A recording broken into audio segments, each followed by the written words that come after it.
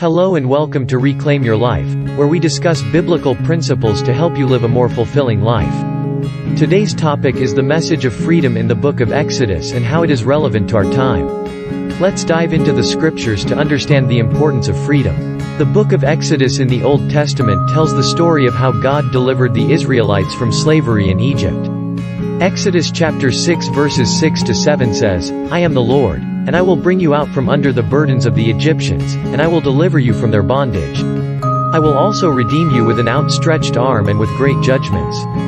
Then I will take you for my people, and I will be your God, and you shall know that I am the Lord your God, who brought you out from under the burdens of the Egyptians." The message of freedom in Exodus is timeless and relevant to our lives today. It shows us that God is a God of freedom and desires to set us free from anything that enslaves us. In Exodus, we see that the Israelites were enslaved in Egypt, and God heard their cries and delivered them. He parted the Red Sea, and they walked on dry land to freedom. God's desire for freedom is not limited to physical slavery but also extends to spiritual slavery. Sin is a form of slavery that enslaves us and keeps us in bondage. However, God sent His Son, Jesus Christ, to die on the cross and set us free from the power of sin.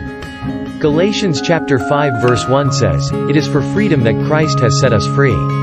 Stand firm, then, and do not let yourselves be burdened again by a yoke of slavery." God's desire for freedom also extends to our mental and emotional well-being. He desires that we be free from fear, anxiety, and depression. He wants us to experience the abundant life that He has promised us. John chapter 10 verse 10 says, "The thief comes only to steal and kill and destroy. I have come that they may have life, and have it to the full." In conclusion, the message of freedom in Exodus is relevant to our time. It shows us that God desires to set us free from anything that enslaves us.